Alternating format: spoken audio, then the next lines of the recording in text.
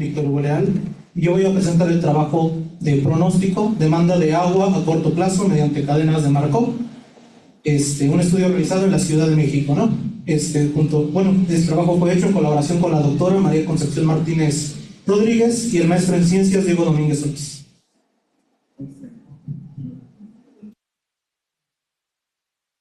Bueno, antes de que pasen en la diapositiva, sabemos que la falta de agua en la Ciudad de México no es un problema nuevo. Es un problema que se viene acarreando de años y años y años, y las causas son demasiadas, ¿no? Son múltiples. Tenemos, por ejemplo, actualmente está lloviendo mucho, pero hemos tenido años, justamente los años anteriores, en los que verdaderamente no llovía, y entonces los mantos acuíferos de la Ciudad de México, que son los principales abastecedores en el 70% del agua que se consume en la ciudad, pues en él se han estado acabando, ¿no? Toda esta demanda surge debido a la creciente urbanización de la Ciudad de México. Todavía es una ciudad que sigue creciendo, a pesar de que ya ni siquiera cabemos ahí, ¿no? Justamente debido a que no podemos nosotros conocer, o más bien no podemos manipular la manera en la que consumimos el agua, tal vez podemos, la manera en la que se abastece el agua, lo que podemos hacer es distribuirla de mejor manera. Lo que podemos hacer es un trabajo de distribución eficiente que tome en cuenta diferentes factores. Ahora, la duda, ¿cuál es? ¿Cuál es el modelo o el mejor modelo que nos permita distribuir esa agua de manera más eficiente y de manera que todos queden conformes con ella? Y para ello hemos estado recabando diferentes modelos y hemos analizado justamente un modelo que ya han desarrollado Agliardi y Ibar, sobre cadenas de Markov, procesos de cadenas de Markov, y lo hemos transpolado justamente a la Ciudad de México. ¿Cuál es nuestra metodología? Lo primero que hacemos es recabar información del sistema de aguas de la Ciudad de México. Recabamos todos los datos, o los datos que podíamos encontrar de manera pública, para poder manipularlos. Lo segundo es categorizar estos datos que nos brinda la demanda la demanda de consumo. ¿Cómo lo vamos a categorizar? Bueno, más adelante la metodología lo vamos a abordar. Justamente a la hora de categorizar, lo que vamos a hacer con los datos una vez ya clasificados va a ser calcular las probabilidades, unas probabilidades a las que les vamos a llamar de transición. Más adelante lo vamos a ver. ¿De qué manera lo hacemos? Que no es nada más que ver cuál es la probabilidad de pasar de un estado de demanda, a lo mejor de baja cantidad de agua que requiera alguna zona de la ciudad, a un estado de demanda más alto, ¿no? Una vez que calculemos esas probabilidades, también vamos a ver en qué periodos de tiempo lo hacen. Y por último vamos a analizar los resultados que obtuvimos. Antes que nada, es importante entender qué es lo que vamos a hacer y en qué consiste nuestro modelo. Lo primero es, ¿qué es una cadena de Markov? Dentro de la teoría de probabilidades existe justamente algo a lo que le llamamos una propiedad de Markov. ¿A qué se refiere con la propiedad de Markov? Cuando hablamos de probabilidades, muchas veces entendemos como que necesitamos tener todo un estudio de lo que ya se ha estudiado en años de demanda de agua, por ejemplo. Con eso vamos a hacer un análisis y vamos a calcular una probabilidad de cuánta demanda vamos a consumir. Pero muchas veces esto únicamente ensucia los datos. Lo que pasa con la demanda de agua es que muchas veces nada más se requiere analizar el momento preciso, el momento en el que estamos. ¿Por qué? Porque lo demás, o lo que haya pasado en el pasado, ya no influye, ya no va a tener ningún impacto. Entonces, si conocemos la demanda actual, podemos conocer a futuro la siguiente cantidad de demanda. Eso es a lo que le llamamos en probabilidad una propiedad markoviana o de falta de memoria. Es decir, lo único que importa para predecir eventos futuros es lo que pasa en el momento. No nos va a importar lo que pase lo que haya pasado en 1 o 2 tiempos atrás, ¿no? Y justamente utilizamos esto para definir ciertas probabilidades en los diferentes intervalos de demanda. Con ello vamos a definir un vector. Como son probabilidades, vamos a definir que, por ejemplo, tenemos una de estado de demanda baja, media alta y alta, y a cada una de esas les vamos a definir una probabilidad. Al final voy a tener que dar un resultado de 1, ¿no? Y justamente esto lo vamos a hacer para diferentes periodos de tiempo. De manera que vamos a calcular, por ejemplo, una matriz en la cual vamos a tener los estados de demanda en tanto en el eje vertical como en el horizontal, y vamos a ver cuál es la probabilidad, por ejemplo, de pasar de un estado de demanda baja a un estado de demanda alto, o un estado de demanda baja, media baja, o incluso de que se mantenga, ¿no?, durante los intervalos de tiempo, que no cambie de estar de baja a baja a baja. Esto para las 16 alcaldías de la Ciudad de México. Siguiente. Bueno, una vez explicada esa metodología, vamos a ver cuáles fueron los resultados que obtuvimos. Primero, aquí presentamos cuál es el consumo de agua de la Ciudad de México. Los datos fueron recabados justamente de la página del Sistema de Aguas de la Ciudad de México. Fueron los 3 primeros trimestres del 2019 y con ellos son con los que vamos a trabajar. Como podemos ver y como no nos va a sorprender, las delegaciones como Miguel Hidalgo, la Cuauhtémoc o la de Coajimalpa y Azcapotzalco o la Benito Juárez son las que más demanda de agua tienen, y vemos que prácticamente la demanda es constante, es una demanda bastante alta. Ahora, siguiente por favor. Tenemos nosotros que categorizar esos datos. ¿A qué me refiero con esto? Tenemos que definir cuándo estamos en un estado de demanda bajo, cuándo estamos en un estado de demanda medio bajo, medio alto y alto. ¿Por qué 4 estados de demanda? Porque si, por ejemplo, ponemos únicamente 3, bajo, medio y alto, muchas veces estamos acumulando demasiados datos o estamos acumulando demasiada demanda en un solo estado. Y si nos pasamos de 4 estados, entonces lo que vamos a hacer va a ser sesgar demasiado los datos y no nos va a dar verdaderamente información importante o información que verdaderamente nos dé o nos exprese cómo se está comportando esa demanda, ¿no? Es por eso que decidimos dividir justamente los datos en estos 4 estados de demanda: baja, media alta y alta, por medio de cuartiles. Es decir, que los datos se encuentren distribuidos de manera homogénea entre las 4 estados de demanda. Entonces, a cada una de las delegaciones en cada bimestre les asignamos un estado de demanda por bimestre. Como podemos ver, por ejemplo, la Álvaro Obregón en el primer bimestre tuvo un estado de demanda media alta, pero justamente en el segundo tuvo una alta y en el tercero tuvo otra vez alta, es decir, se conservó en ese estándar.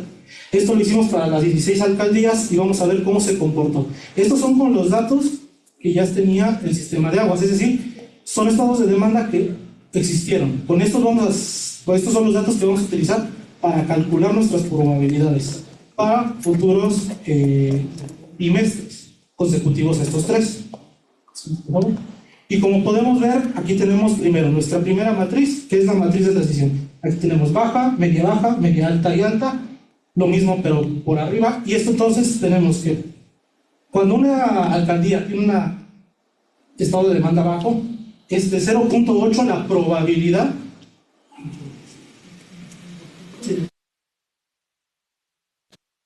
Como podemos ver, cuando es baja, normalmente las alcaldías tienden a permanecer en ese estado de demanda o, en muy pocos casos, a aumentar un estado de demanda media baja. Ahora, ¿por qué es importante y por qué es interesante esta matriz? La matriz nos va a ayudar a ver cómo se va a comportar en el futuro. Entonces, por ejemplo, en el primer tiempo después, podamos decir, si hicimos los 3 primeros bimestres, en el cuarto bimestre, por ejemplo, una alcaldía que se encuentra en demanda baja, supongamos que pasa a un estado de demanda media baja. ¿Qué va a pasar aquí? Cuando una alcaldía está en un estado de demanda media baja, ya no va a volver a bajar. Es decir, se va a mantener en el estado de demanda de media baja de agua, o va a tender a subir al siguiente. Eso es lo que llamamos probabilidades de transición, es decir, que solamente están ahí un tiempo, o tienden a mantenerse ahí, o únicamente van a aumentar. Eso es un factor importante en la Ciudad de México. ¿Y qué nos está indicando? Que tenemos que cuidar muy bien en qué estado de demanda vamos a estar, porque si no, lo único que hacemos es aumentar la demanda y el agua no es un recurso que podamos aplicar, ¿no? Justamente con esta matriz vamos a calcular el primer vector de probabilidad, que nos dice cuál es la probabilidad de que una alcaldía se encuentre en cierta probabilidad. La probabilidad 0, o este primer vector, es el vector que calculamos con la tabla que hicimos anteriormente. Ahora, los nuevos vectores son estos. Este es para un cuarto bimestre, un quinto bimestre y un sexto bimestre en el futuro. Estas son las probabilidades que tienen cada una de las alcaldías a estar en un estado de demanda baja, media baja, media alta o alta. Como vemos en el tiempo, cuando va aumentando, o cuando vamos avanzando en el tiempo, pues prácticamente la demanda nos está diciendo que va a aumentar significativamente. Y justamente aquí es lo que analizamos, ¿no? Realizamos una gráfica y modelamos justamente nuestros vectores en esta gráfica para que se vean representados cuántas alcaldías o el porcentaje de alcaldías que se van a encontrar en cierto estado de demanda. Las alcaldías que se van a encontrar en estado de demanda baja, como vemos, empiezan en un porcentaje de 0.2 alcaldías, pero conforme avanzan los periodos de tiempo, las alcaldías van disminuyendo, hasta que vemos que justamente en un pronóstico futuro prácticamente ninguna alcaldía va a estar en una demanda baja de agua. Y conforme avanzamos también en el tiempo, vemos que las de demanda alta prácticamente van a pasar a ser la gran mayoría, ¿no? Justamente aquí vemos el comportamiento del vector conforme el tiempo. Y aquí tenemos que destacar una parte importante justamente de este modelo. Una ventaja de las cadenas es la capacidad intrínseca para manejar la incertidumbre y generar pronósticos probabilísticos. Conforme avanza el tiempo, los vectores de probabilidad van a tender a adquirir un valor único. ¿Esto por qué es una ventaja y a la vez una desventaja? Es una ventaja porque en primera instancia nos dan una observación de cómo se está comportando. Es decir, nos dan un pronóstico a futuro, pero es importante entender esto, es solamente un pronóstico. Y eso es clave para nosotros, porque no es algo que nos esté diciendo eso va a pasar. Es un llamado de atención para poder controlar los niveles de consumo de agua en la Ciudad de México. Ahora, ¿por qué es importante este modelo o por qué nos parece un modelo bastante interesante? Primero, porque como se enfoca en la demanda a corto plazo, es decir, es más eficiente en periodos cortos de tiempo, es decir, a lo mejor 4, 5 meses a lo mucho, lo que nos permite es facilitar la gestión de los niveles en los tanques de almacenamiento, y esto es muy importante, por ejemplo, para temporadas de sequía. Actualmente no estamos subiendo de ello, pero hay que regresar al año pasado para ver cómo la ciudad estuvo sufriendo por no saber administrar su agua, y ya en septiembre estaban viendo la declinación. Una mejor predicción de la demanda puede apoyar justamente a la planificación de la distribución, buscando que el recurso se asigne de manera equitativa a las alcaldías que principalmente brindan mayor cantidad de servicios públicos, como son servicios médicos o escuelas e instituciones, evitar que las instituciones privadas consuman mayor agua de la que necesitan y además gestionar esta cantidad de recursos para que exista una mayor distribución de estos niveles de agua. Tener una mejor distribución puede atender la demanda, facilita la planificación de procesos de tratamiento. Es decir, también nos podemos ayudar de plantas de tratamiento si conocemos el tipo de demanda que va a tener cada una de las alcaldías. Y podemos también, si por ejemplo el cambio es muy brusco, es decir, si una alcaldía tiene una demanda baja y de repente tiene una alta, podemos conocer entonces, o podemos decir que en el modelo, como la probabilidad es baja, nos va a identificar anomalías o puede identificar patrones de consumo que indican que esa alcaldía no está consumiendo el agua que debería. Entonces, a lo mejor se debe a una falla o se debe a algún problema que haya con la distribución. En conclusión, dado que el pronóstico de la demanda de agua se basa en el consumo previo registrado, es útil justamente para detectar anomalías. En situaciones de escasez, el modelo es útil para mantener un control prioritario al suministro de agua, y el modelo adquiere mayor robustez para modelar demandas a corto plazo, justamente porque a tiempo largo, como vemos, se vuelve un vector estacionario. A diferencia de modelos deterministas que proporcionan un único valor futuro, se recompensa la incertidumbre. Es decir, se reconoce que es una probabilidad, no es algo que vaya o que digamos que va a ser fijo. Ofrece una gama de posibles niveles de demanda futuro junto con sus probabilidades, permitiendo gestionar, como les decía, de manera más eficaz los recursos hídricos. Y proporciona previsiones futuras por alcaldía sobre la cantidad de agua requerida en el tiempo, ¿no? También es un factor de señalar, incluso poblacional, de decir si una alcaldía empieza cada vez a requerir más agua, es por algo, ¿no? Y bueno, esas son las referencias utilizadas. Quedo a su completa disposición para dudas o comentarios.